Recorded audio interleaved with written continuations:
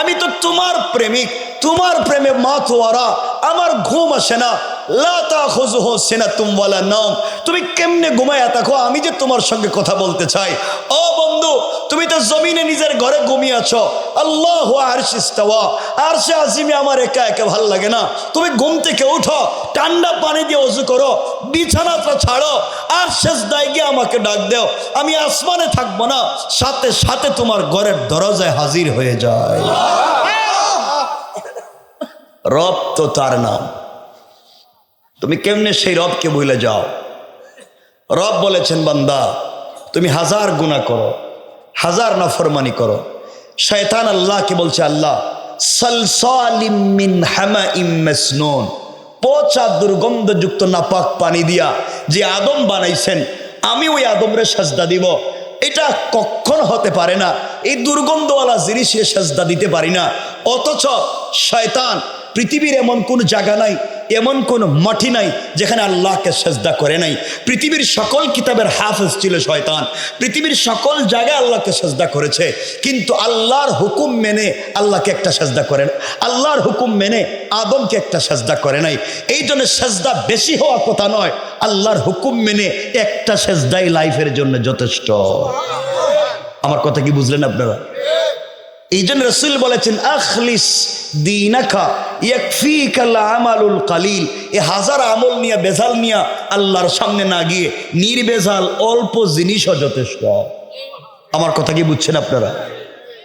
এই জন্যে বাবা, এত হাজার হাজার জিনিস করলাম, বিফলে সব গেল, এটা নয়। আল্লাহকে চিনো, আল্লাহর পথে আসো, রাসূলকে চিনো, রাসূলের পথে আসো। আমরা যেখান থেকে তেলাওয়াত করেছি, দেখবা আল্লাহর কাছে শয়তান বলেছিল, আল্লাহ তুমি একটা বনি আদমকেও জান্নাতে নিতে পারবা না, সবগুলাকে ধোঁকা দিয়ে জাহান্নাম দিব। আল্লাহ বলছিলেন, ও শয়তান, আমার বান্দার যদি 100 বছর হায়াত থাকে, 99 বছর 11 মাস 29 দিনও যদি তুমি না ফরমানি করাও, হায়াতি জিন্দেগি বাকি থাকতে 1 মিনিট 1 মুহূর্ত আগেও যদি আমার বান্দা আমার কাছে তওবা করে ফিরে আসতে চায়, আমি সব দরওয়াজা খুলে দিব। বান্দার সকল অপরাধ ক্ষমা করে এই পরিমাণ সওয়াব আমলনামায় লিখে দিয়া আমার জিম্মাদারিতে জান্নাতের ফয়সালা করে দেব। রব কার নাম একটাবার চিন্তা করে। কেমনে সেই রবকে ভুলে যা, কেমনে সেই রবকে ভুলে যা,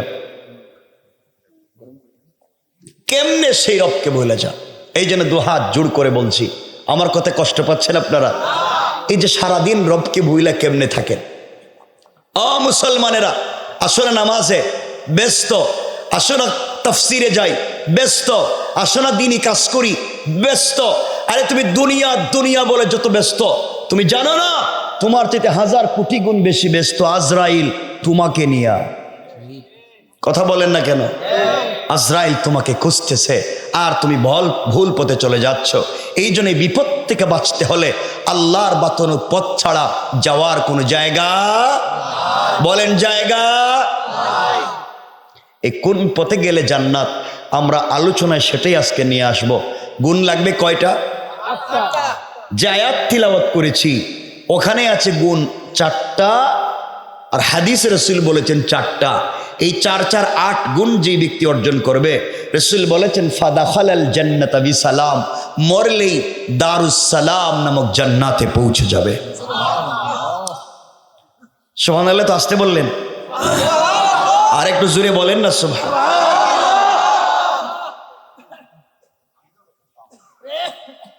কথাগুলো মনোযোগ দিয়ে শুনবেন। এই 8টা গুণের দিকে আমরা যাব, যদি সময় পাই আমরা বলবো। আমার মুসলমান বন্ধুগণ, গভীর মনোযোগ। আল্লাহ রাব্বুল ইজ্জত ওয়াল জালাল আখিরি জামানার পয়গম্বর সরকারে কায়নাত, দু জাহানের সরদার নবী রহমত জনাবে মুহাম্মদ রাসূলুল্লাহ সাল্লাল্লাহু আলাইহি ওয়াসাল্লাম কে আল্লাহ তাআলা জানিয়ে দিয়েছেন, বন্ধু আমার, দুনিয়ার জমিনে যারা আমি আল্লাহর গোলাম দাবি করবে, আশিক রাসূল দাবি করবে, আমি আল্লাহর গোলাম মনে করবে, আল্লাহর গোলামের গুণ কি, কোয়ালিটি কি, কন্ডিশন কি, আমার আল্লাহ কোরআনে কারীমের 19 নম্বর পারা 25 নম্বর সূরা আল ফুরকানের 63 নম্বর আয়াত থেকে আমার আল্লাহ বললেন, ওয়া ইবাদ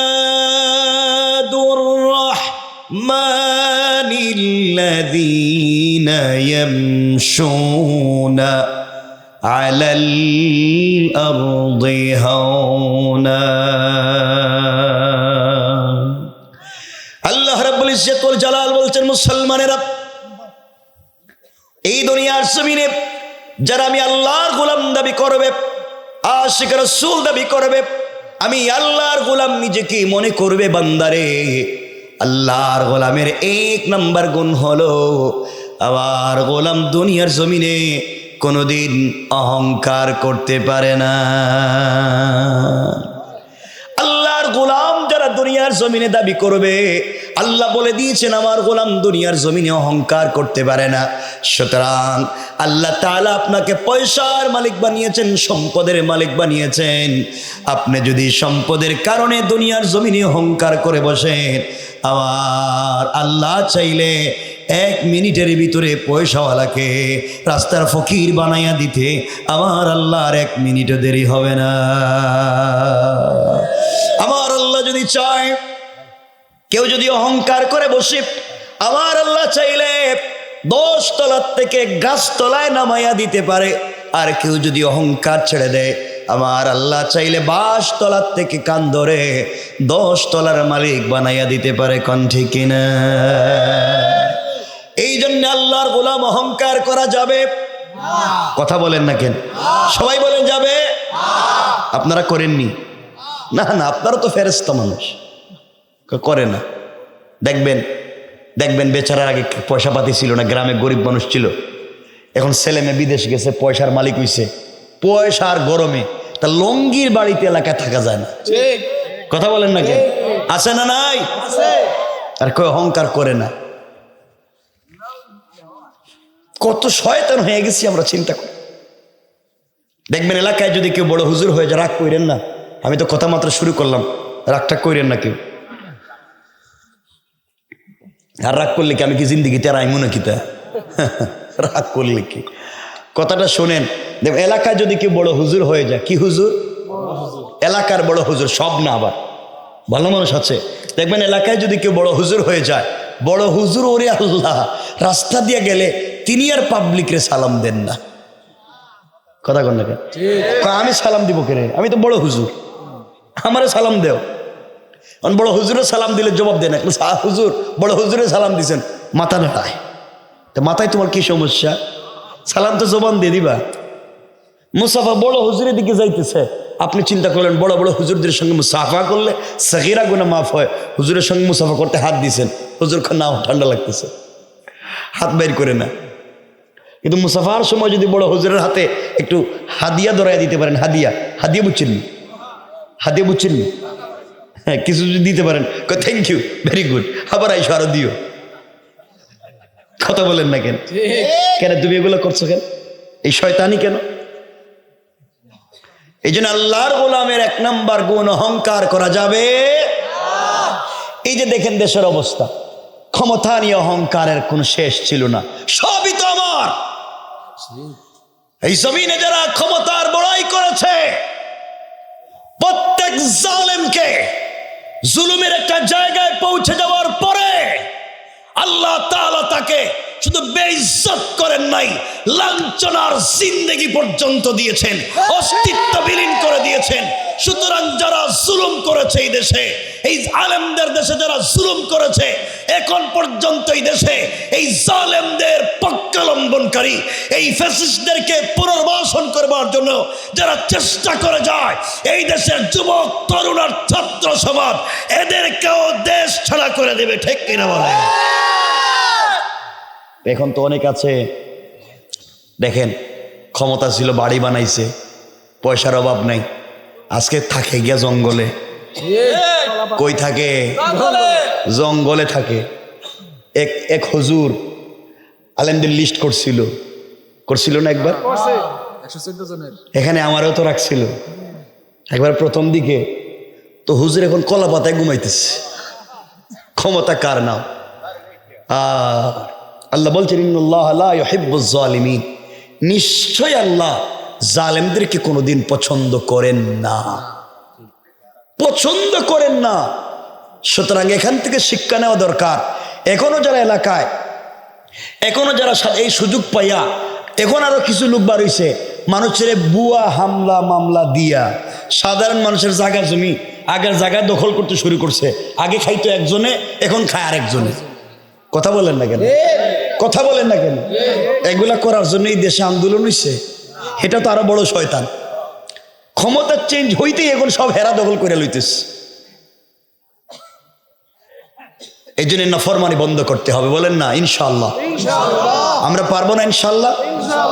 আমরা যারা এগুলো এলাকায় করবে, চুরি ডাকাতে ছিনতাই গরু চুরি জায়গা জমি দখল শয়তানি নাফরমানি যারা করবে এদের প্রতিবাদ করতে পারবো তো না? আমরাই হেই কামলা? কথা কয় না কেন? আগের জায়গায় কি আপনারা আছেন না? এখন আমরা একটু পরিবর্তন হওয়া দরকার। কথা বলেন না কেন? দরকার আছে না নাই? আমি জানি আমার কথা আপনাদের অনেক খারাপ লাগবে, লাগবে না? লাগবে, খারাপ লাগবে অনেকের। খারাপ লাগতেছে? লাগবে। এই জন্য কথাগুলো দিল দিয়ে শুনেন। এক নাম্বার, আমরা লম্বা করবো না, সংক্ষেপ করে করে যাব। আমরা সামনে আরো লম্বা আলোচনা সংক্ষেপ নিয়ে আসব। এক নাম্বার, আল্লাহর গোলামের গুণ অহংকার করা যাবে না। যা আল্লাহর গোলামের 2 নাম্বার গুণ আল্লাহ বলছেন, ওয়াইদা খাতাবাহুমুল জাহিলুনা ক্বালু সালামা। আল্লাহ রাব্বুল ইজ্জত ওয়াল জালাল বলছেন, মুসলমানেরা এই দুনিয়ার জমিনে যারা আল্লাহর গোলাম দাবি করবে, আশিক রাসূল দাবি করবে, আল্লাহর গোলাম নিজেকে মনে করবে, আল্লাহর গোলামের 2 নাম্বার গুণ হলো, আমার গোলামকে কেউ গালি দিলে গালির জবাব দিবে না, আঘাত করলে আঘাতের জবাব দিবে না, গীবত শিকায়াত করলে জবাব দিবে না। বরং আমি আল্লাহর গোলামকে কেউ যদি গালি দেয়, আমার গোলাম গালির জবাবে গালি না দেয়া ওই ব্যক্তির জন্যে শান্তি আর সালামতের দোয়া করে যায়। পড়েন সুবহানাল্লাহ।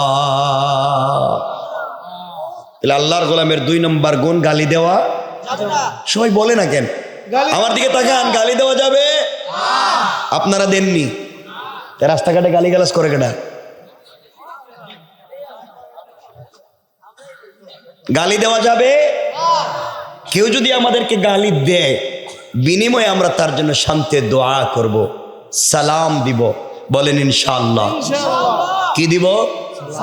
সালাম দেননি আপনারা? সত্য কথা বলেন না? এটা হাদিস মনে হয়েছে, আমি একটু বলে দিই। ওই আলোচনার ভিতরে, এটা আলোচনার বাইরে না। সালাম দিতে হবে। সালামটা শুরু করি আমরা পরিবার থেকে, স্বামী স্ত্রীকে, স্ত্রী স্বামীকে।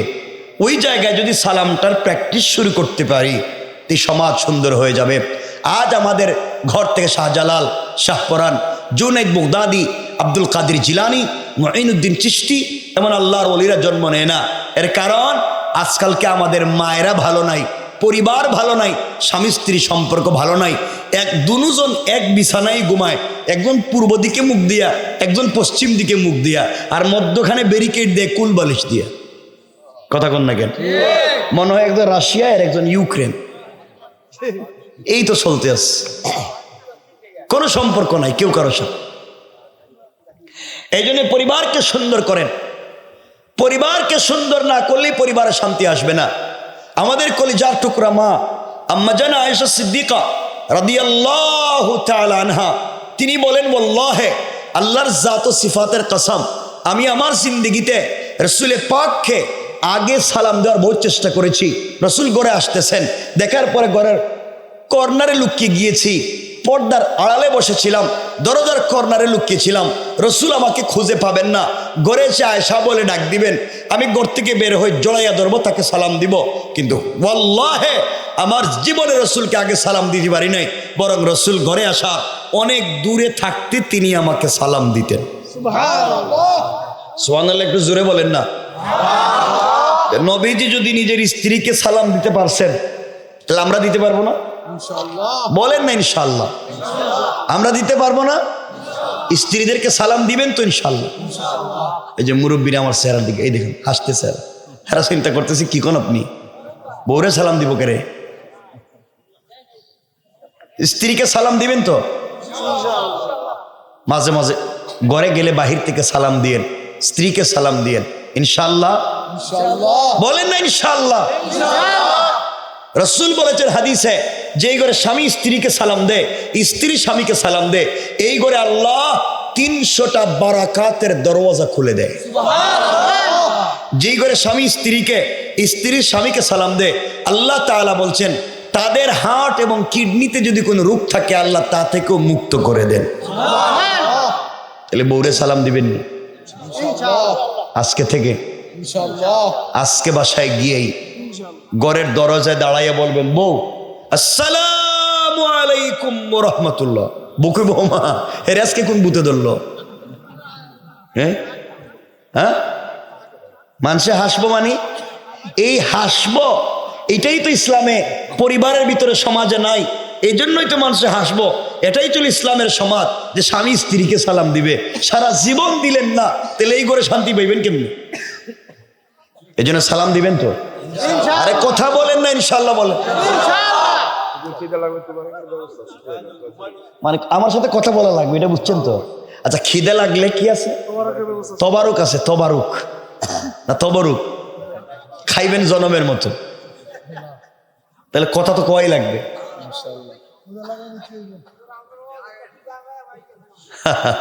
শুনতে থাকেন, সামনে তো আরো কিছু কম না, এটা শুনেন না। এই স্ত্রীকে সালাম দিবেন তো? আজকের থেকে সালাম দিবেন তো? হয়তো বাচ্চারা কইতেছে ইনশাআল্লাহ, এরা বিয়ে করতে আরো 20 বছর বাকি আছে। যারা বিয়ে করছে হেদেরই কইতে পারতেছি না। আপনারা করবেন নি এটা কোন? মহিলারা কিন্তু শুনতেছে ঘর থেকে, মাঝে মাঝে শোনেন, শেষ করি নাই কথা শুনেন। ঘরকে যদি সুন্দর করতে চান, আর এটা আমার বানানো, এটা তো হাদিস শামাইলে তিরমিজি। ঘরকে সুন্দর করতে চাইলে মাঝে মাঝে ঘরে গেলে স্ত্রীকে নিজের হাতে মুখে উঠে খাওয়াইয়া দিয়েন, মাঝে মাঝে বউরে খাওয়াইয়েন।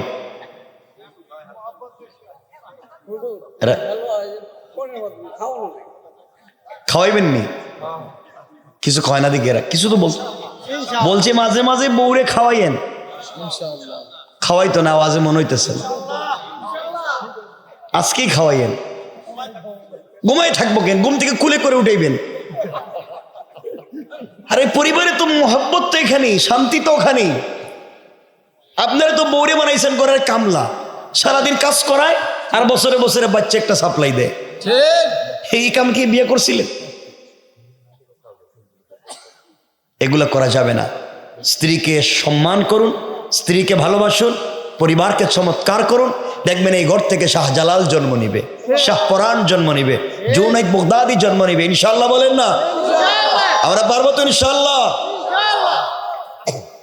স্ত্রীকে বুঝবেন, মাঝে মাঝে দুজন একসাথে খেতে বসবেন, এক প্লেটে খেতে বসবেন।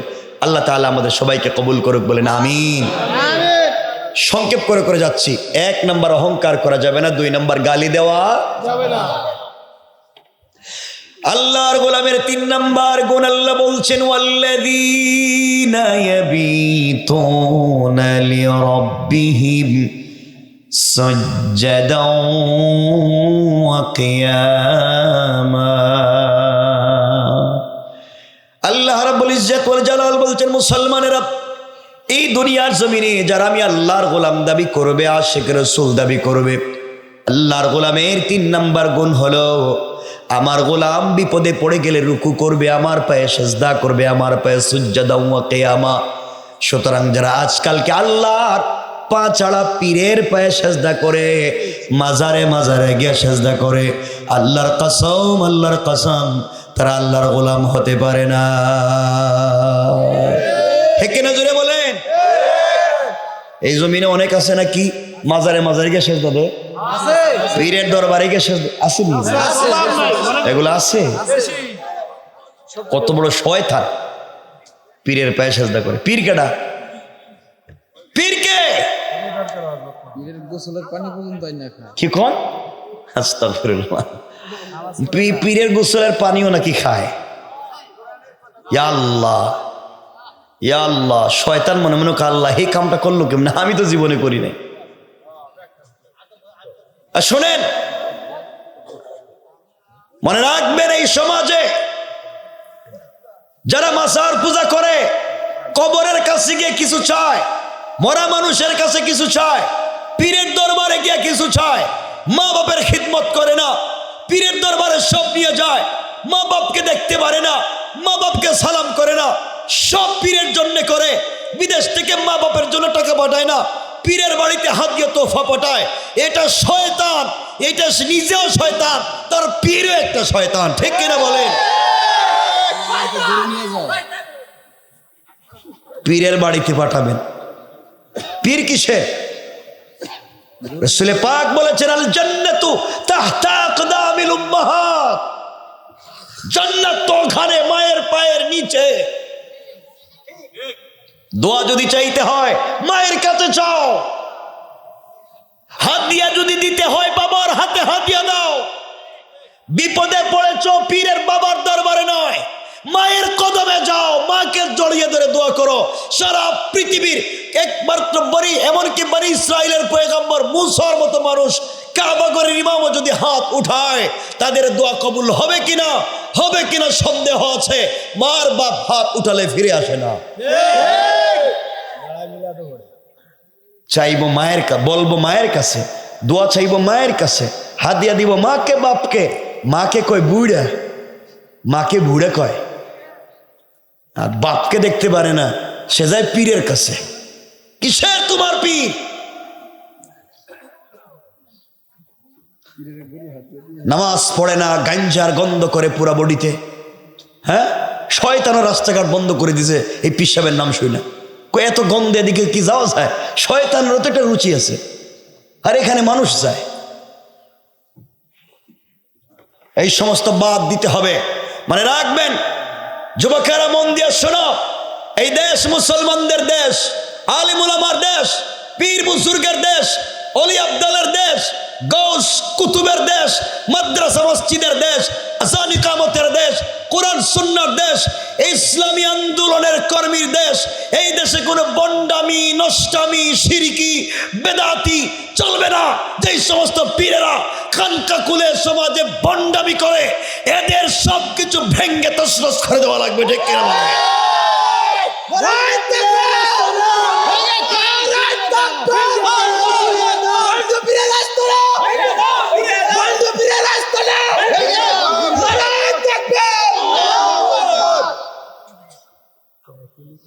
এখানে কেউ আসনি? ওই বন্ড পীরের মুরিদ কেউ আসনি? বাদ দিয়ে দাও, বাদ দিয়ে দাও। বাবা আমি বলতেছি, আপনাদের সাথে আমার কোনো লাগ দুশ্মনী নাই, ওখানে কিচ্ছু নাই। অরিজিনাল টাটকা শয়তান, কিচ্ছু নাই, একবার নির্বেজাল শয়তান, কিচ্ছু নাই। বাদ দেও।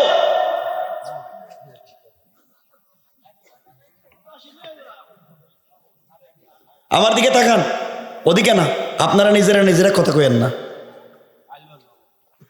আল্লাহ বলছেন কোরআনে, শুনেন, আমি বানায় বলছি না।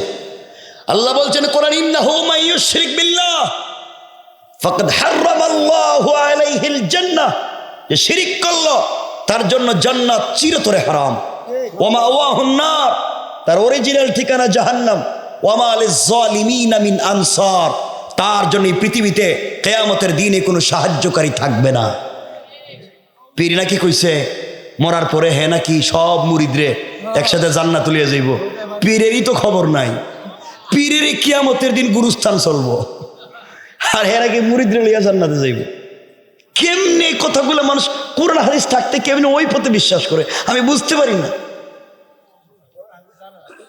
যেখানে রাসূল বলছেন নিজের মেয়ে ফাতেমা কি, ইয়া ফাতেমা আনকিজি নাফসাকা মিনান নার, ফাতেমা নিজেকে জাহান্নামের আগুন থেকে বাঁচাও। আমি বাপের পরিচয় দিয়া কবরে কাজ হবে না, আমি বাপের পরিচয় কবরে চলবে না। রাসূল বলছেন, বিশ্বনবী সরকারে কায়নাত, যে কবরে আমার নাম কইয়া লাভ নাই, পিসাব কয় হে নাকি বাঁচাইয়া দিব। চিন্তা করেন কোয়েটা কি। আর এগুলো বিশ্বাস করার লোকের অভাব নেই। বউর বাচ্চা হয় না, যায় পীরের কাছে, আব্বা কেমনে দিব, তো বাপ এই পিসাব কেমনে বাচ্চা দিব, যায় না অনেক লোক। ইয়া আল্লাহ, অথচ হজরতে ইব্রাহিম আলাইহিস সালাতু ওয়াস সালামের বাচ্চা হয় না, বউ বৃদ্ধা হয়ে গেছেন, বাচ্চা হয় না। ইব্রাহিম তো কারো কাছে যাননি। ইব্রাহিম আল্লাহকে বলছেন, আল্লাহ আমার বউ তো বৃদ্ধা হয়ে গেছে, আর আমারও তো দাড়ি সব পাকা, দাঁত মাত পড়ে যাইতেছে। আল্লাহ আমার তো মন চায় আমার বংশ থেকে একটা বাচ্চা থাকুক যে আমার পর এই দেশে তাওহীদের দাওয়াত দিবে। আল্লাহ কেউ তো নাই, একটা বাচ্চার কি ব্যবস্থা করা যায় না? আল্লাহ বলছেন, ইব্রাহিম তুমি যে সুন্দর করে আমার কাছে বলো, একটা তো ব্যবস্থা দিতে চাই। আল্লাহ কেমনে দিবেন? বিয়ে কি আরেকটা করুন নাকি? বিয়ে কি আরেকটা করতে হইব? আল্লাহ কয় না, বিয়ে করা লাগবে না, আমি চাইলে এই বৃদ্ধা বয়সেও বাচ্চা দিতে পারি। ঠিক কিনা জোরে বলেন? আল্লাহ দেন নাই? ইব্রাহিমকে বাচ্চা দেন নাই? শুধু বাচ্চা দিয়েছেন এটা নয়, সুসংবাদ দিয়েছেন, ইব্রাহিম এমন বাচ্চা দিচ্ছি যেই বাচ্চার থেকে জন্ম নিবেন এই মিল্লাতের, এই পুরো দুনিয়ার রহমতের নবী, আকায়ে নামদার, তাজদারে মদিনা, সরকারে দু আলম, রাসূল পাক সাল্লাল্লাহু আলাইহি ওয়াসাল্লাম যেই বংশ থেকে জন্ম নিবেন সেই ইসমাইলকে তোমার ঘরে আমি জন্ম দিচ্ছি। সুবহানাল্লাহ। ইব্রাহিমকে বানালেন আল্লাহ মিল্লাতে আবিকুম ইব্রাহিম ওয়া সাম্মাকুমুল মুসলিমিন। ও ইব্রাহিম, মিল্লতের বাপ তোমাকে বানালাম। ইব্রাহিম তো কারো কাছে চান নাই, চাইছেন কার কাছে? কার কাছে? আল্লাহর কাছে চাইছে, আল্লাহর কাছে চাইছে। ইমরান এবং মারিয়ামের কথায় যদি যাইতো অনেক লম্বা। ইমরান এবং মারিয়ামের একটা বাচ্চা হইল না, হয় নাই? এটা কি কোনো পীর বাবার কাছে গেছিল? কথা বলেন না কেন? হেরা যায় পীরের কাছে। দিতে পারবেন কে? এই জন্য আলোচনার শুরুতেই বলেছিলাম হুকুম একমাত্র আল্লাহর। হুকুম এক, আলোচনার শুরুতেই হুকুম আল্লাহর, আর আমরা অনুসরণ করবো রসুলের। তরিকা হবে রসুলের, না বাপের তরিকা, পীরের তরিকা চলবে না। পীরের মুখে নাই দাড়ি, দাড়ি মুছ থাকলে দেখবেন এমন পীর আছে দাড়ি মুছ সব সমান করে দিছে, মাথার মধ্যে জটলা, গাঞ্জার গন্ধ করে, মাজারে মাজারে গিয়ে ভণ্ডামি করে, হেরা হয়ে যায় পীর। আর ভালো মানুষগুলোর কোনো খবর থাকে না। বাবা দুহাত জোর করে বলছি, আল্লাহর বাস্তে না বুঝলে আমাকে বলেন, কিন্তু এই পথ ছেড়ে দিতে হবে। জোয়ান যারা আছো, যুবকেরা, আমার সঙ্গে শপথ নেও, আমাকে বলো, আমরা আর এই ভণ্ডামি এই সমাজে এলাকায় চাই না। বলেন না চাই না। চাই না। পুরা এলাকায় যত, পুরা এলাকায় মিলে যত গাঁজা পাওয়া যায় পীরের বাড়িতে গেলে বেশি পাওয়া যায়। আর যদি ওই যে উরুস হয় মাঝে মাঝে, হয়নি এগুলা? হয়।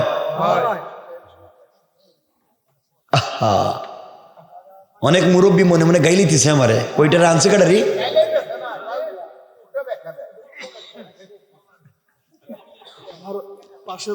এমনে বসি নাই, পড়ালেখা জানা মানুষ, মনে রাখেন দুনিয়ার লাইনের ওপর 1 নাম্বার অহংকার করা যাবে না, 2 নাম্বার গালি দেওয়া যাবে না, 3 নাম্বার রুকু সেজদা কার পায়ে? বলেন না কার পায়ে? আল্লাহর পায়ে। 11টা হয়ে যেতেছে কিন্তু। হ্যাঁ, 4 নাম্বার গুণ মনোযোগ দিয়া শুনেন শেষ পর্যন্ত কি বলতে চাই। 4 নাম্বার গুণ আল্লাহ রাব্বুল ইজ্জত ওয়াল জালাল বলছেন, যেটা আমার উচ্চ আয়াত। আল্লাহ বললেন, ওয়াল্লাযীনা ইয়াকুলুনা রব্বানা সরিফ আন্না আযাবা জাহান্নাম ইন্না আযাবাহা কানা গরামা।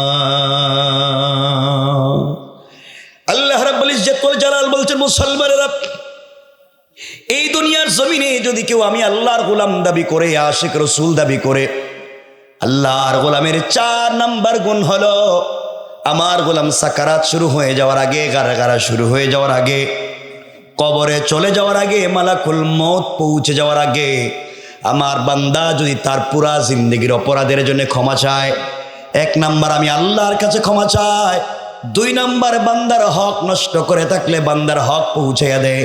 তওবা করার নাম শুধু আস্তাগফিরুল্লাহ পড়া নয়। তুমি বান্দারে ঠকাই আস্তাগফিরুল্লাহ পড়লা, তুমি একটা টাটকা বাটপার।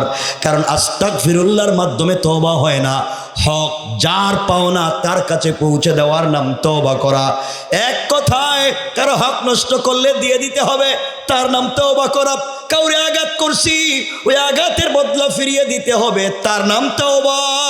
কেউকে গালি দিয়েছি, ওই গালির বদলা তার সামনে দাঁড়াইয়া বলতে হবে, তুমি আমাকে গালি দেও, সাওয়া ইম বাইনানা ওয়া বাইনাকুম, হয়তো সমান সমান হবে, নচেত তুমি আমাকে ক্ষমা করে দাও। আল্লাহ বলছেন বান্দার হক থাকলে আল্লাহ কোনোদিন সেই বান্দাকে ক্ষমা করে দিবে না। কথা কি বুঝতে পারছেন আমার? এই জন্য মাফ চাইব কার কাছে? মাফ চাইব কার কাছে? প্রথমে যার হক মারছেন তার কাছে। গ্রামে দেখবেন হক মারার ওয়াস্ত বুঝে না পাবলিক, রাগ কইরেন না আবার। আপনাদের ইমাম সাহেব কে এলাকা, মসজিদ এলাকা? এই যে আচ্ছা আচ্ছা আচ্ছা, মাশাআল্লাহ। তো আমি তো চিনি না সবাই ইমাম সাহেব। আচ্ছা শুনেন, একটা গ্রামে 100-200 ঘর থাকে না? থাকে না? 100-200 ঘর থাকে। প্রত্যেক বাড়িতে দেখবেন 2-4টা বাচ্চা প্রাইভেট পড়ে না? গ্রামের সবাই মিলে খাওয়া দাওয়া করে, ইনকাম করে, বাচ্চাদেরকে স্কুলে পড়ায়, সব ঠিক।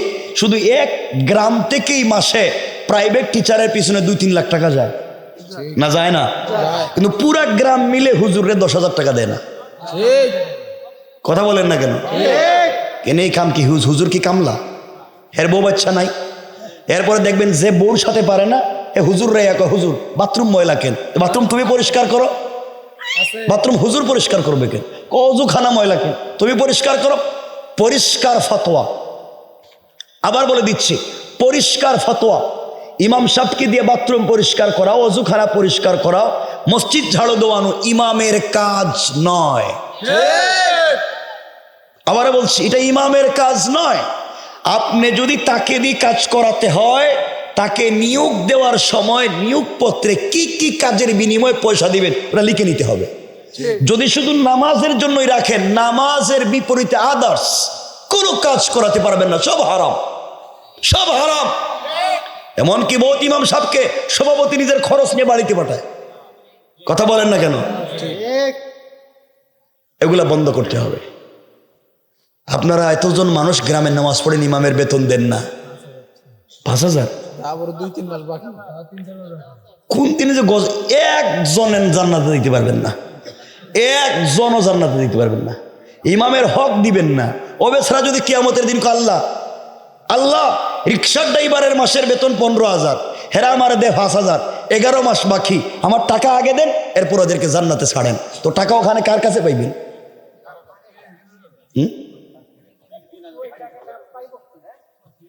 এই জন্য আমাকে সবাই বলেন, যার যার মহল্লা সবাই বলেন ইমামের বেতন বাড়াইয়া দিবেন। দেখছেন কিছু কয় না, এখন কথা কয় না। জোরে বলেন ইনশাআল্লাহ, জোরে বলেন ইনশাআল্লাহ। দিত না মনে হয়, দিত না এই জন্য ইনশাআল্লাহ কয় না। কয় কি কয় শুনছি মাঝে মাঝে অনেক জায়গায় নাকি কয় হুজুরদের এই কম টাকা যে বরকত হয়। কি সুন্দর পাঞ্জাবি, হ্যাঁ কয় না, কয় যে বরকত।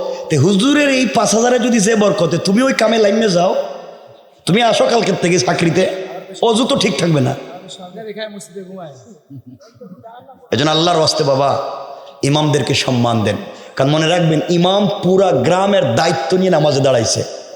ও যদি ভুল পথে যায়, ওর যদি নিয়ত খারাপ হয়, ওর যদি একটু আপনাদের ব্যাপারে ভিন্ন চিন্তা হয়, একজনও জান্নাতে যাইবেন না, একজনও না।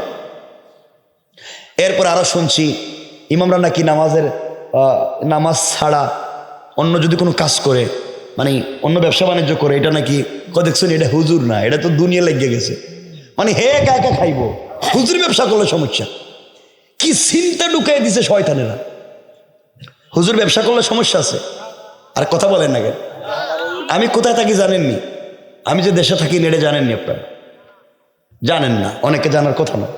আমি দেশে থাকি না, অনেক সময় আল্লাহ বহুত দূর পর্যন্ত নিয়ে যায়। তো আমি যে কথা বলতে চাই খুব ভালো করে বুঝবেন। পৃথিবীর বিভিন্ন রাষ্ট্রে, উন্নত রাষ্ট্রে গ্রামের সব থেকে বড় যেই ব্যক্তি পয়সাওয়ালা, তার যত টাকা বেতন হয় তার থেকে ডাবল ইমামের বেতন হয়, তার থেকে ডাবল হয় ইমামের বেতন। এই জন্যে ইমামের বেতন ঠিক নেই, ইমামের হকটা ঠিক মতো পৌঁছে দিবেন। কারণ ও বেচারা ইমাম একটু যদি খারাপ চিন্তা করে কারণ নামাজ ঠিক থাকবে না। কারণ ও যদি কয় যা ওরা বেতন দেয় না, অজুই করতাম না, কি করবেন? কিন্তু ও যদি কয় যা নামাজ তো একদিন আমার যাইতো, ও অজু ছাড়া এদের নামাজ পড়াম, বেতন দিবা না, অজু করতাম না। ইমাম তো একজন যাইব, পুরো গ্রাম লিয়া তো যাইব না, না পরের চিন্তা না, গেরে ইমাম তো একজন যাইব, তো গ্রাম শ্রদ্ধা তো লইয়া যাইব। আপনি একজন রে জাহান্নামে ভাড়াইবেন কম টাকা দিয়া, আর পুরো গ্রাম বাচ্চা যাইবেন। এজন্য ইমামও বাঁচবে, গ্রামবাসীও বাঁচবে। বলেন ইনশাআল্লাহ। সবাই জুড়ে বলে লাগবে ইনশাআল্লাহ। বল এখানে বলেন, মুরব্বী যারা আছে হেরা কোক ইনশাআল্লাহ কন, বেতন বাড়াইয়া দিবেন। এই মসজিদের মুতল্লিকে আপনার বেতন কত? আমার বেতনই নেই। কিতা করবি? হুজুর কয় বেতনই নাই। আচ্ছা 5,000। আপনার মতল্লি আসেননি এখানে? মতল্লি আসেননি? আমার একটু দেখাই দেন না। যাক, যদি মতল্লিদেরকে পাইতাম তাহলে কাছাকাছি আনতাম। আল্লাহ এই এলাকার মুতাওয়াল্লি, সভাপতি, সেক্রেটারি, ক্যাশিয়ার, এদের দিলের ভিতরে একটু আল্লাহ একটু দিলটা নরম করে দাও। ইমাম সাহেবের 550 টাকা বেতন বাড়ে, ইমাম সাহেবের বেতন বাড়ে, ইমাম সাহেব টাকা দিয়ে কি করে? এত টাকা দিয়ে ইমাম সাহেব এত টাকা দিয়ে কি করে? হে কি করে? আমার কথা খারাপ পাইলেন? খুব দুঃখ পাইলেন? পাইলে কেন, না পাইলে কি আমি কি আর জানি না কিছু? আমি কি আর আইতাম না তো? এই জন্য আল্লাহর ওয়াস্তে ইমামদের হক আদায় করে দিবেন। বলেন ইনশাআল্লাহ। ইমামের খবর নাই হাদিয়ার, এরপর ইমাম কেমনি হাঁটে, পা ঠিক আসেনি, ফ্যাট মোটানি, হাত দিয়ে বেশি ফাইছেনি, সব নিয়ে চিন্তায়। আপনারা আপনাদের বউ বাচ্চা নিয়ে বাড়িতে ঘুমান, ইমামের দায়িত্ব না তার বউ বাচ্চা নিয়ে ঘুমানোর? তাহলে ইমামের কোয়ার্টার দেন না কেন? কেন সরকার কাউকে চাকরিতে দিলে তার কোয়ার্টার দেয়? সরকার কোয়ার্টার দেয়, আপনার একটা গ্রাম মিলে একজন ইমামের কোয়ার্টার দিতে পারেন না? কিয়ামতের দিন কি জবাব দিবেন? আল্লাহ রসুল দেখেন, আল্লাহ রসুল মসজিদে নববীতে অর্ধেক করে কোয়ার্টার বানাইয়া স্ত্রীদেরকে নিয়ে থাকতেন। কথা বলেন না কেন? আয়েশা কইছিলেন মসজিদে নববীর কাছে না? রসুল যদি কোয়ার্টার বানাইয়া স্ত্রীদেরকে নিয়ে থাকতে পারছেন, ওখান থেকে শিক্ষা, তাহলে আপনারা পারেন না কেন? ইমামদেরকে কেন শিখেন না এগুলা? আল্লাহ হেফাজত করো, আমিন। হেরা পরে চিন্তা করবো, হুজুর তখন ওয়াজ লাগাই দিয়েছি ইমামদের পক্ষে, তো বিপক্ষে কইতাম না কিতা? আর হেরাও খারাপ আছে, এই যে যারা এরা খারাপ আছে, এরা সবাই ভালো না, এরাও সত্য কথা কয় না। চাকরি যাইব কি দেখা? চাকরি থাক আর যাক, আপনার একবার ডাইরেক্ট অ্যাকশন, ডাইরেক্ট। এই যে এই যে সভাপতি সুদ খাও কেন দাও, এইভাবে কইবে। হয়তো সুদ খাইছে নাইলে চাকরি গেছে, হয়তো চাকরি থাকবো নাইলে যাইব, কিন্তু কইতে তো পারছে। কারণ এক চিন্তা করেন, একদম রিক্সাওয়ালাও মাসে 15 থেকে 20,000 কামায় নাকি? আল্লাহ আমাদের হেফাজত করুক, আমি কয়টা গুণ বলছি সংক্ষেপ করে দিই। 5 নম্বর গুণ রাসূল হাদিসে বলছেন, ইয়া আইয়ুহাল ইনসান। 5 নম্বর গুণ হলো আফসুস সালাম। 5 নম্বর গুণ হলো একে অপরকে সালাম দিবেন। 6 নম্বর গুণ হলো সংক্ষেপ করে যাচ্ছি, ও আতইমুত তাআম। যার ঘরে খাবার নাই তার ঘরে খাবার পৌঁছে দিবেন। আপনার ঘরে 10টা আইটেমের খাবার আছে, প্রতিবেশীর ঘরে এক বেলার খাবার নাই, আপনি যত বড় কাবা ঘরের ইমাম হন না কেন জান্নাতে যেতে পারবেন না। আতইমুত তাআম, যার ঘরে খাবার নাই তার ঘরে খাবার পৌঁছে দিবেন। আপনার বাচ্চা হাতে দামি ফল নিয়ে, ফ্রুটস নিয়ে, সুইট নিয়ে রাস্তায় বের হলো, পাশের ঘরের বাচ্চার হাতে নাই, আপনি তাকে দিতে পারলেন না, আপনি জাহান্নামী। কারণ ও আতইমুত তাআম, যার নাই তাকে দিতে হবে, এই কাজ করতে হবে। 7 নম্বর রসুল বলেছেন, ওয়াসিলুল আরহাম, আত্মীয়তার বন্ধন ঠিক রাখতে হবে। আজকালকে আত্মীয়তার বন্ধন ঠিক নাই, এমন হয়ে গিয়েছে ছেলে বিয়ের আগে মা বাপ তার কাছে বড় ভালো ছিল, বিদেশ থেকে মায়ের খবর নিচ্ছে, বাবার খবর নিচ্ছে, বিয়ের পরে দেখা যায় অ্যাকাউন্ট করছে শ্বশুর বাড়িতে। কথা বলেন না কেন? অ্যাকাউন্ট করেছে শ্বশুর বাড়িতে, সব ওখানে পাঠাইয়া দে। সুতরাং দেখবেন আল্লাহর ওয়াস্তে ওয়াসিলুল আরহাম, আত্মীয়তার বন্ধন ঠিক রাখবেন। 4 নাম্বার অর্থাৎ 8 নাম্বার রাসূল বলেছেন সাল্লু ফিল লাইলি ওয়ান নাসু নিয়াম। গভীর রজনীতে দুনিয়ার সকল মানুষ যখন ঘুমিয়ে যায়, ওই সময় ঘুম থেকে উঠে কোন আল্লাহর বান্দা যদি হাত উঠে তওবা করে কান্দে, আল্লাহর রাসূল বলছেন ফাদাখালাল জান্নাতা বিসালাম। ইন্তেকাল করতে দেরি হবে, আল্লাহর তৈরি জান্নাতে যেতে দেরি হবে না। পড়েন সুবহানাল্লাহ। এই যে এতক্ষণ কথা বললাম সংক্ষেপ করে বোঝানোর জন্য নিয়ে যাই। 1 নাম্বার গুণ অহংকার করা যাবে না। 2 নাম্বার গুণ গালি দেওয়া যাবে না। 3 নাম্বার গুণ রুকু সেজদা আল্লাহর পায়ে। 4 নাম্বার তওবা করব আল্লাহর কাছে। 5 নাম্বার সালাম বিনিময়। 6 নাম্বার প্রতিবেশীর হক। 7 নাম্বার আত্মীয়তার বন্ধন ঠিক। 8 নাম্বার গভীর রাত্রে নামাজ। এই 8 গুণ যদি অর্জন করতে পারেন, আমি আপনি জান্নাতে যেতে আর কোনো জিনিস লাগবে না, জান্নাতে যেতে পারবো। যদি ঈমান ঠিক থাকে জান্নাত পর্যন্ত যেতে পারবো। এবার মনোযোগ দিয়ে শুনেন কি বলতে চাই। এই 8 গুণ তখনই অর্জিত হবে যখন এলাকার মানুষ সুন্দরভাবে চলবে, যখন এই রাষ্ট্রের সকল জায়গায় কোরআন পৌঁছে যাবে। কারণ আজকালকে রাষ্ট্রের সকল জায়গায় কোরআন পৌঁছে যায় নাই, কোরআন দিয়ে সমাজ চলে নাই। আজকে যদি সমাজের ভিতরে কোরআন থাকতো, চুরি থাকতো না, জেনা থাকতো না, বদমাইশি থাকতো না, এই সমাজের ভিতরে খুন খারাপি থাকতো না, জমি দখল ভূমি দখল থাকতো না, মাদক জুয়া ফেন্সিডিল থাকতো না, সব বন্ধ হয়ে যেত। এই জন্যে আমরা সকলে কি চাই, এই রাষ্ট্র চলবে আগামীতে কোরআন দিয়া। চাই কি চাই না? হাত উঠে বলেন লিল্লাহে তাকবীর, নারে তাকবীর। হাত নামান। চাই কি চাই না? কি দিয়া চাই? সবাই বলেন না। কোরআন দিয়ে যদি রাষ্ট্র চলে, এই রাষ্ট্রে আর ফিতনা থাকবে না, সবাই যার যার অধিকার ফিরে পাবে। হিন্দুরাও পাবে, সকল ধর্মের মানুষও পাবে, মুসলমানরাও পাবে, সবাই যার যার অধিকার পাবে। বাবা আপনাদেরকে বলছি, আপনারা চিন্তা করেন তো, আপনার ইমান আপনাকে রাত্রবেলা ঘুম ভাঙ্গাইয়া ওই যে বাড়ির কাছে মসজিদ, আপনার ইমান আপনাকে ঘর থেকে মসজিদে নামাজে নিয়ে যাইতে পারে না। আপনার ইমান আপনাকে মসজিদে নিতে পারে না। এই ইমান আপনাকে জান্নাতে নিয়ে যাইব পুল সিরাত পার করাইয়া কইছে কে? বলেন। আপনার ইমান আপনারা মসজিদে নিতে পারে না, এত দুর্বল ইমান। এই ইমান নিয়ে আপনি জান্নাতে চলে যাবেন পুল সিরাত পার হইয়া? কি চিন্তা আপনাদের ভিতর! এই জন্য আল্লাহর ওয়াস্তে আমরা এই সমাজ চাই কোরআন দিয়া। সমাজ যদি কোরআন দিয়া চলে, সমাজ কত সুন্দর হবে। সংক্ষেপ করে আপনাদেরকে বলে, আমরা রাত্র 11টা হয়ে গেছে, সংক্ষেপ করে নিয়ে যাচ্ছি। সমাজ চালাবো কি দিয়া? কথা বলেন না কেন? কোরআন মানতে অসুবিধা আছে? কোরআনে কারীমের সূরা ইব্রাহিমের প্রথম আয়াতে আল্লাহ বলছেন আলিফ লাম রা কিতাবুন, এটা এমন একটা কিতাব আনজালনাহু ইলাইকা, যা রাসূল আপনার প্রতি অবতীর্ণ করা হয়েছে, লিতুখরিজান নাসা মিনাজ যুলুমাতি ইলান নূর, যা অন্ধকারাচ্ছন্ন থেকে আলোর পথ দেখাতে পারে। একমাত্র পৃথিবীতে শান্তি নিয়ে আসতে পারে আল কোরআন। কি নিয়ে আসতে পারে? কি নিয়ে আসতে পারে? আল কোরআন। কে নিতে পারে আল কোরআন? একমাত্র কোরআন দিতে পারে আল কোরআন। কোরআন এই সমাজে শান্তি ফিরিয়ে আনতে পারে।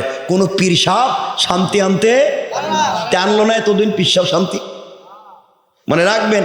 কথা আর একটা মনে পড়ে গেছে, 1 মিনিটে বইলে দিই। গাড়ির ড্রাইভার যদি ঠিক না থাকে, প্যাসেঞ্জারের সিটে বসে জিকির করে লাভ নাই। পীর সাহেব প্যাসেঞ্জারের সিটে বসে তসবিহ পড়বেন, জিকির করবেন, মুড়িদের কুরমা ফুলাও খাইবেন। আর ড্রাইভার যদি গাঁজাকুর হয়, ইয়াবাকুর হয়, তাইলে ঢাকায় না গিয়া পদ্মা ব্রিজের নিচে নামাইয়া দিব। গাড়িও ডুববো, ড্রাইভারও যাইব, পীর সাহেবও যাইব। কথা বলেন না কেন? না গাড়ি যাইব, পীর সাহেব বাঁচবো? কথা বলেন। এই জন্য প্যাসেঞ্জারের সিটে বৈশা তসবিহ মাইরে লাভ নাই।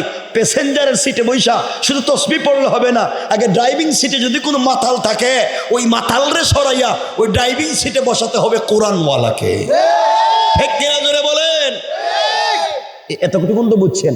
কোরআনওয়ালা যদি ড্রাইভিং সিটে বসে যায়, প্যাসেঞ্জারের সিটে যদি জায়গা নাও থাকে, দাঁড়াইয়া খাড়াইয়া বৈশা হইলেও জায়গা মতো যাওয়া যাইতে পারে। এতটুকু বুঝছেন তো?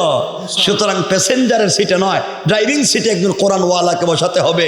বসালে কি লাভ এই কথাটাই 1 মিনিট 2 মিনিটে বলে দেই। রাত্র 11টা কষ্ট হবে না তো ইনশাআল্লাহ? অনেক রাত্র হয়ে গেছে গা। হ্যাঁ, এটা কি কিতা? এটা কি কোথায়? তাদের অর্জিত টাকায় তাদের ফুর্তি করে উড়ায়। কিতা বুঝছে না? তার স্ত্রীরা তা আমাদের আমোদ ফুর্তি করে উড়ায় দেয়। আচ্ছা আচ্ছা, যদি সুযোগ পাই বলে দিব না। প্রবাসীদের টাকায় মাহফিল, কিন্তু প্রবাসীরা বাড়িতে টাকা পাঠায়, বউ সেই টাকা নিয়ে ফুর্তি করে, তাই হেরে তালাক দেয় না কেন? এরা করে রাখছে কেন? এটা কোন এই শয়তান রে, জালিম রে রাখছে কেন? টাকা পাঠাইব হে আর ঘুরবো লইয়া তার আরেক নাগর রে লইয়া, কথা বলেন না কেন? এর করে রাখছে কেন? হেরে ডিভোর্স দেয় না কেন? এজন্য শোনেন, আমরা বলতেছি তো সংক্ষেপ, 11টা তো হয়ে গেছে, আর কত বলা যায়? কষ্ট হচ্ছে? একটু হাত তুলে দেখান কার কার কষ্ট হয়।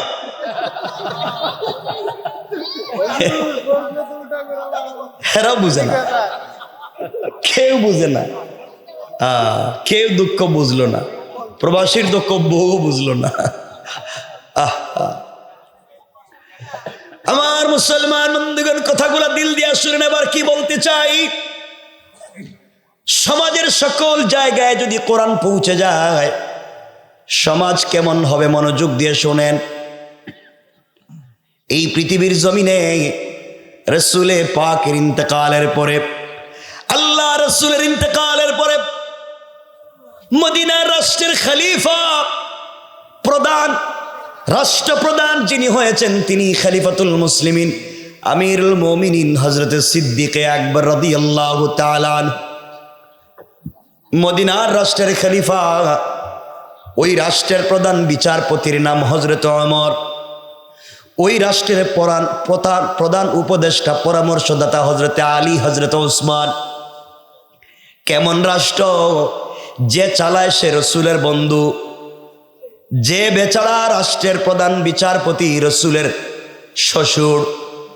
যেই বেচারা দুইজন এই রাষ্ট্রের মধ্যে প্রধান পরামর্শদাতা, রসুলের মেয়ের জামাই। সবাই তো রসুলের সঙ্গে বুকটা লাগাইছে, সবাই তো কোরআনটাকে ভালো করে ফলো করছে। এই জন্য আল্লাহ রসুল বলেছেন, আনা মাদিনাতুল ইলমি ওয়া আলিয়ুন বাবুহা। আমি যদি জ্ঞানের রাজ্য হই, আমি জ্ঞানের রাজ্য। ওই রাজ্যে প্রবেশের দরওয়াজার নাম হযরতে আলী। আলী এত বিশাল ক্ষমতার মালিক ছিলেন, আল্লাহ তাআলা তার নাম দিয়েছেন নাসাদুল্লাহিল গালিব, একটা বিজয়ী বাঘ। ওই আলী রাদিয়াল্লাহু তাআলা আনহু এই রাষ্ট্রের একজন পরামর্শদাতা। হযরত ওসমান ওই ব্যক্তির নাম, যাকে দেখলে ফেরেশতারা পর্যন্ত লজ্জা পেত। হযরত ওসমান রাস্তা দিয়ে হাঁটলে আল্লাহ তাআলা মুস্কি হাসতেন। হযরত ওসমান রসুলের ঘরে আসলে রসুল ওসমানের চেহারার দিকে তাকাতে লজ্জা পাইতেন, কারণ এমন একটা ভদ্র মানুষ আসমানের নিচে জমিনের উপরে আর নাই। আজও মক্কায় হযরত ওসমানের নামে ব্যাংক অ্যাকাউন্ট এখনো জিন্দা। ওসমান রাদিয়াল্লাহু তাআলার নামে অ্যাকাউন্ট এখনো আছে অ্যাকাউন্ট, এবং তার পয়সা দিয়ে এখনো খরচ হয়, কন্টিনিউস, হয়তো কিয়ামত পর্যন্ত হতে থাকবে। উসমান কোন দিন মরে গিয়েছে, আজও তার অ্যাকাউন্ট এখনো আছে। আল্লাহু আকবার। ওসমান কেমন গনি হয়েছিল, কেমন গনি, আজও চলে। হযরত সিদ্দিক আকবর ফজরের সালাত পড়ে, কথাগুলা বুঝবেন, শুধু ওয়াজের জন্য নয়, কথাগুলা বুঝবেন। একজন ইমাম কেমন হয়, একজন সমাজ কেমন হয়। আমার রাসূল সাল্লাল্লাহু আলাইহি ওয়াসাল্লাম মদিনার মসজিদের ইমাম ছিলেন না ছিলেন না? সবাই বলেন। রাসূল মসজিদে নববীর ইমাম ছিলেন, এই মসজিদের খতিব ছিলেন। রাসূল মদিনার বাজারের ব্যবসায়ী সমিতির সভাপতি ছিলেন, বাজারের ব্যবসায়ীও ছিলেন। রাসূল সাল্লাল্লাহু আলাইহি ওয়াসাল্লাম মদিনা নামক রাষ্ট্রের প্রেসিডেন্ট ছিলেন। রাসূল যুদ্ধের ময়দানে সেনাপতি ছিলেন। রাসূল একজন শ্রেষ্ঠ স্বামীও ছিলেন, শ্রেষ্ঠ বাবাও ছিলেন, শ্রেষ্ঠ সমাজের লিডারও ছিলেন, এলাকার সবথেকে বড় মুরব্বিও ছিলেন। রাসূল যদি ইমাম হয়ে সব করতে পারছে, তাহলে আপনার এলাকার ইমাম হয়ে বাজারে কেন ব্যবসা করতে পারবে না? বলেন। আরে হুজুরের বেলায়, রসুলের বেলায় বুঝি না, ইমামের বেলায় লোকেন না। এটার নামই ঈমান, এটার নামই ইসলাম।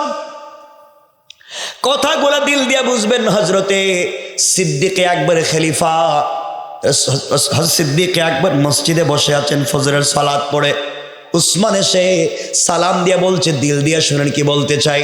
সালাম দিয়ে বলছে, ভাই আবু বকর রে, আমি জানতে চাই আল্লাহর রাসূলের ইন্তেকালের পরে তুমি রাষ্ট্র কি দিয়ে চালাও?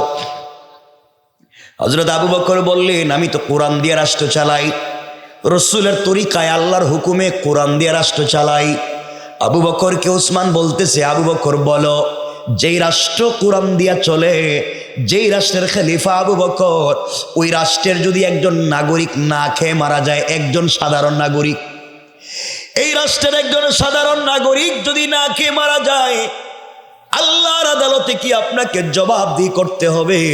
হযরতে আবু বকর বলছেন, ভাই ওসমান রে, একজন সাধারণ নাগরিক কেন, আমার রাষ্ট্রে যেই রাষ্ট্র কোরআন দিয়া চলে, এই রাষ্ট্র একটা কুকুর যদি না খেয়ে মারা যায়, একটা বিড়ালও যদি বিনা চিকিৎসায় মারা যায়, আল্লাহর আদালতে আমাকে জবাবদিহি করতে হবে। কোন সুবহানাল্লাহ।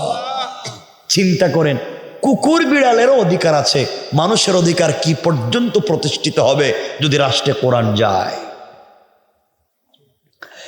সিদ্দিকে আকবরকে উসমান বলছেন, তাহলে শোনেন, আমি আসার সময় দেখে এসেছি আপনার রাজ্যের একজন বিধবা মহিলা, বৃদ্ধা মহিলা আপনার রাজ্যে 3 দিন শেষ হয়ে আজকে 4র্থ দিন সকাল হয়ে গিয়েছে, তার ঘরে কোনো খাবার নাই, তার স্বামী নাই, বিধবা সন্তানও নাই, বৃদ্ধা মানুষ চোখেও দেখে না।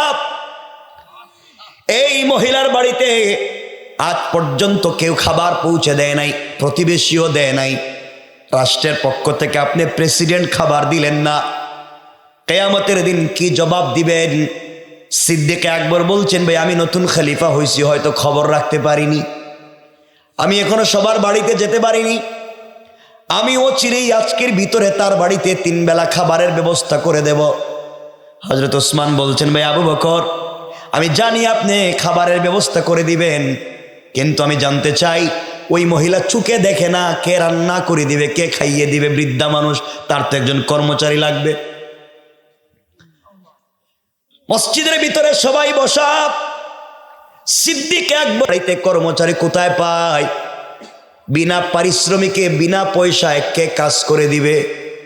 একজন সাধারণ নাগরিকের ব্যাপারে কথা চলতেছে ডাইরেক্ট প্রেসিডেন্টের দরবারে।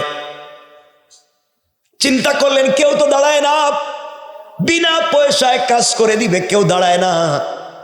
এমন সময় রাষ্ট্রের প্রধান বিচারপতি, চিফ জাস্টিস হযরত ওমর, এত গরম মানুষ ছিলেন, এত গরম যে রসুলের মাথা কাটতে গিয়েছিল, আজ এত নরম হয়েছে একমাত্র কোরআনের কারণে। হযরত ওমর দাঁড়িয়ে গেলেন, চোখের পানি ছেড়ে বলছেন, সিদ্দিকে আকবর আমিরুল মুমিনিন, চিন্তার কারণ নাই, ওই মহিলার বাড়িতে আজকে থেকে বিনা পারিশ্রমিকে আমি খাদেম হয়ে গেলাম। সিদ্দিকে আকবর বলছেন, শোনো ওমর, তুমি রাষ্ট্রের সুপ্রিম পাওয়ার, প্রধান বিচারপতি, তোমার তো অনেক দায়িত্ব আছে মন্ত্রণালয়ে, কোন সময় অফিসের কাজ করবা, কোন সময় মহিলার বাড়িতে কাজ করবা। ওমর বলছেন, খলিফাতুল মুসলিমিন, রসুল পাকের তো বেশি দিন খিদমত করতে পারলাম না, ওই মহিলার খিদমত করে আল্লাহ রসুলের সামনে কিয়ামতের দিন দাঁড়াবো। আমি অফিসে যাওয়ার আগে সকালবেলা মহিলার বাড়িতে কাজ করে দিব, অফিস থেকে বাড়িতে ফেরার পথে কাজ করে দেব। সিদ্দিকে আকবর বলছেন, কোনো পয়সাও পাবা না, কিন্তু দায়িত্ব নেওয়ার পরে যদি ঠিক মতো আদায় না করো, 1 সপ্তাহের ভিতরে আমি আবু বকরের দরবারে জবাবদিহি করা লাগবে। আর হাজার হাজার মুসলমানদের সামনে বলছি, তুমি দায়িত্ব নেওয়ার পরে যদি দায়িত্ব আদায় না করো, কিয়ামতের দিনে আল্লাহর আদালতে রসুলের সামনে তোমাকে কাঠগড়ায় দাঁড় করাইয়া দেব। চিন্তা করেন, প্রধান বিচারপতির সঙ্গে কেমন কথা। আর আমাদের গ্রামের, আমাদের এলাকার পাড়া মহল্লার কোনো পাতি নেতা হয়ে যায়, তারও পা কিন্তু মাটিতে লাগে না। ঠিক কিনা জোরে বলেন? আমার কথা কি আপনারা বুঝতেছেন? হযরত ওমরকে আবু বকর বললেন, যাও, আজ থেকে তোমার দায়িত্ব, ডিউটি হয়ে গিয়েছে, ঠিক মতো আদায় না করলে খবর আছে। আমার বন্ধুগণ, কোন সিকিউরিটি গার্ড নাই, প্রধান বিচারপতি একা একা চলে। পরের দিন সকালবেলা ফজরের সালাত পড়ে নাস্তা সেরে আস্তে করে মহিলার বাড়িতে পৌঁছে গেলেন। ঘরের দরজায় গিয়ে নক করে বলছেন, আম্মা জান, আমি আপনার বাড়ি নির্ধারিত খাদেম, রাষ্ট্রের পক্ষ থেকে আমাকে খেদমতে দেওয়া হয়েছে। বলেন না কি খেদমত আপনার লাগবে? ঘর কি মুছে দেওয়া লাগবে? প্রধান বিচারপতি এক নাগরিকের বাড়িতে গিয়ে বলতেছে ঘর কি মুছে দেওয়া লাগবে? আপনার কাপড় কি ধৌত করে দেওয়া লাগবে? আপনাকে কি রান্না করে দেওয়া লাগবে? মহিলা জবাব দিচ্ছেন, ও বাবা, কে? তোমাকে চিনলাম না। তুমি আসার প্রায় 3 ঘন্টা আগে আরেকজন যুবক এসে আমার ঘরের সবগুলা কাজ করে দিয়ে চলে গিয়েছে। আবার আশ্চর্য হয়ে গেলেন, চিন্তা করলেন কাজগুলা কে করে দিয়ে যায়। পরের দিন ফজরের সালাত পড়ে নাস্তার আগে ছুটলেন, মহিলার বাড়ির দরজার সামনে হাজির হলেন। ডাক দিয়া বলছেন, আম্মা জান, আমি আপনার বাড়ির নির্ধারিত খাদেম, বলেন না আজকে আপনার জন্য কি করে দিতে পারি? চুকে দেখে না মহিলা ডাক দিয়া বলছে, বাবারে, আজও আসতে তুমি দেরি করে ফেলেছো। তুমি আসার প্রায় 2 ঘন্টা আগে আরেকজন যুবক এসে সবগুলা কাজ করে দিয়া, রান্না করে দিয়া, আমার ঘর মুছে দিয়া, আমার কাপড় ধৌত করে দিয়া, নিজের হাতে আমাকে খাইয়ে দিয়ে চলে গিয়েছে। আমার দেখলেন 2 দিন পর্যন্ত দায়িত্ব আদায় করতে পারলেন না। 3 নাম্বার দিন ফজরের সালাতের আগে তাহাজ্জুদের সালাত পড়ে বের হয়ে গেলেন, দেখি তো আজকে কি হয়। তো 3টি দিন যখন ফজরের সালাতের আগে তাহাজ্জুদ পড়ে পৌঁছে গেলেন, ঘরের দরজায় গিয়ে নক করে বলছেন, আম্মা জান, আজও আমি এসেছি 3য় দিন, বলেন না আপনার জন্য কি করতে পারি? মহিলা ডাক দিয়ে বলছেন, বাবারে, আজও আসতে দেরি করেছ। তুমি আসার প্রায় 1 ঘন্টা আগে আরেকজন যুবক এসে আমাকে খাইয়ে দিয়া, আমার 2টা হাত উপর দিকে উঠাইয়া বিড় বিড় করে কি যেন দোয়া করছে আর চলে গেছে। যুবকটার হাত বড় নরম ছিল, চোখের পানিতে বুক বাসিয়ে কাঁদছে, হাউমাউ করে কাঁদছে। আমি তারে চিনি না, আমি তাকে দেখিও নাই। কান্না করে বলছে, মা, আমাকে ক্ষমা করে দিও। আর কিছু বলে নাই।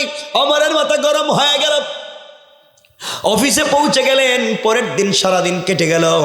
রাত্রবেলা তাহাজ্জুদের সালাতেরও আগে হাতে তরবারি নিলেন, তরবারি কুশমুক্ত করলেন, যুদ্ধের পোশাক পরলেন। আজ যাব, আরো আগে যাব, যাকে পাবো শরীর থেকে মাথা আলাদা করব। আমাকে বেইজ্জত করে দিচ্ছে। 2 দিন পরে আবু বকরের দরবারে আমি কি জবাব দিব? আমি না আবু বকরের কাছে 1 সপ্তাহের ভিতরে রিপোর্ট দিতে হবে। এখন পর্যন্ত কোনো দায়িত্ব আদায় করতে পারলাম না। আর আমরা দায়িত্ব পাইলে যা পাই পাবলিকের মাইরা খাই। হযরতে ওমর 4র্থ দিন তাহাজ্জুদের সালাতের আগে মহিলার বাড়ির দরজার সামনে পৌঁছে গিয়েছেন। দরজায় নক করার আগে তাকাইয়া দেখে ঘরের ভিতরে মিটমিট করে আলো জ্বলে। কোনো একটা যুবকের কণ্ঠ শোনা যায়। তিনি বুঝতে পেরেছেন যুবকটা আজ ধরা পড়েছে। অন্ধকারে দাঁড়িয়ে আছেন। কিছুক্ষণ পরে সংক্ষেপ কথা, যুবক ঘর থেকে বের হয়ে চলে যায়। হযরতে ওমর গর্জন দিয়ে বলেছে, যুবককে, তুমি দাঁড়াইয়া যাও, 1 পা সামনে যাবা না। আমি আবার বলছি, আমার হাতে তরবারি, তোমার শরীর থেকে গর্দন আলাদা করে দেব। হাত উঠে উপর দিকে সারেন্ডার হও। কে তোমাকে পারমিশন দিয়েছে এই মহিলার ঘরে অন্ধকার রাত্রবেলা আসবা? যুবক 2টা হাত উপর দিকে উঠাইয়া মাথা নিচের দিকে করে আগন্তুক সারেন্ডার হয়ে গিয়েছে। হযরত ওমর আস্তে আস্তে করে যুবকের কাছ পর্যন্ত পৌঁছে গেলেন। কাছে গিয়া আর নিজেকে সামলিয়ে রাখতে পারলেন না, হাউমাউ করে কাঁদতে লাগলেন। হাতের তরবারি মাটিতে ফেলে দিলেন। আর সামনের দিকে তাকাইয়া দেখে ওই যুবকটার কেউ না, রাসূলের কলিজার টুকরা প্রিয় বন্ধু, এই রাষ্ট্রের প্রধান খলিফা হযরতে আবু বকর। আল্লাহু আকবার, আল্লাহু আকবার। আমার জড়িয়ে চোখের পানি ছেড়ে কান্না করে ডাক দিয়ে বলছেন, আবু বকর ভাই, তুমি না আমাকে দায়িত্ব দিয়েছিলে এই মহিলার বাড়িতে কাজ করে দেওয়ার জন্য? তুমি এখানে দাঁড়িয়ে আছো কেন? তুমি কেন এই মহিলার বাড়িতে কাজ করে দিয়েছো? আমাকে একটু বলে যাও। আবু বকর বলতেছেন, ভাই ওমর রে, আল্লাহ তোমার আগে আমাকে খলিফা বানাইছে। এর অর্থ হলো আল্লাহর আদালতে তোমার আগে আমাকে জবাবদিহি করা লাগবে। এই আল্লাহর আদালতে জবাবদিহিতার ভয় যখন আমার ভিতরে ঢুকে যায়, আমি আর ঘরে ঘুমাতে পারি না, এই জন্য তোমার আগে কাজগুলা করে দিয়ে যাই। আমি রাষ্ট্রের প্রধান খলিফা হতে পারি, কিন্তু নাগরিকের কাজ করা তো আমারও দায়িত্ব। চিন্তা করেন ইসলাম রাষ্ট্রে পৌঁছে গেলে খলিফা কেমন হতে পারে। এক পর্যায়ে হযরত ওমর তাকায়া দেখে পায়ের মধ্যে আবু বকরের কোনো জুতা স্যান্ডেল নাই। জিজ্ঞেস করে, ও প্রধান খলিফা, আপনি রাষ্ট্রের প্রেসিডেন্ট, পায়ের মধ্যে জুতা নাই কেন? আবু বকর বলতেছেন, ওমর রে, আমি রাষ্ট্রের খলিফা হতে পারি, কিন্তু জুতা কেনার মতো পয়সা আমার নাই। আর আমাদের দেশের বদমাইশেরা, চুরেরা গরিবের টাকা মেরে মেরে বিদেশে পাচার করেছে, দেশটাকে লুণ্ঠন করে লুটে পুটে খেয়েছে। এই জন্যে এই রাষ্ট্রে একজন ওমর আবু বকরের মতো খলিফার দরকার। আবু বকর কে বলছেন, ওমর তোমার পায়ে জুতা নাই। ওমর বললেন, জুতা নাই কেন বলো?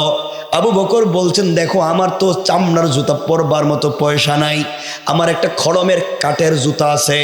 কাঠের জুতা দিয়ে যদি মদিনার রাস্তায় হাঁটি, পাথরের রাস্তা খট খট করে রাত্রবেলা আওয়াজ হবে। এই আওয়াজ হলে অনেক মানুষের ঘুম ভেঙে যাবে, অনেক মানুষের ইবাদত নষ্ট হয়ে যাবে।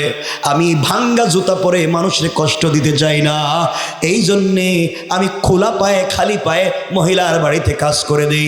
কোটি কোটি টাকা রাষ্ট্রের সামনে থাকার পরেও যেই খলিফা জুতা পরার মতো পয়সা খরচ করে না, এটাই কোরআন প্রতিষ্ঠা করেছে। আমাদের রাষ্ট্রেও যদি এমন কোরআন চলে আসে, এই রাষ্ট্রের মধ্যে চুরি চামারিও থাকবে না, ফিতনাও থাকবে না, দুর্নীতিও থাকবে না। কোন ঠিক কিনা? কথা বুঝছেন নি আমার? এই জন্য কোরআনের দরকার আছে না নাই?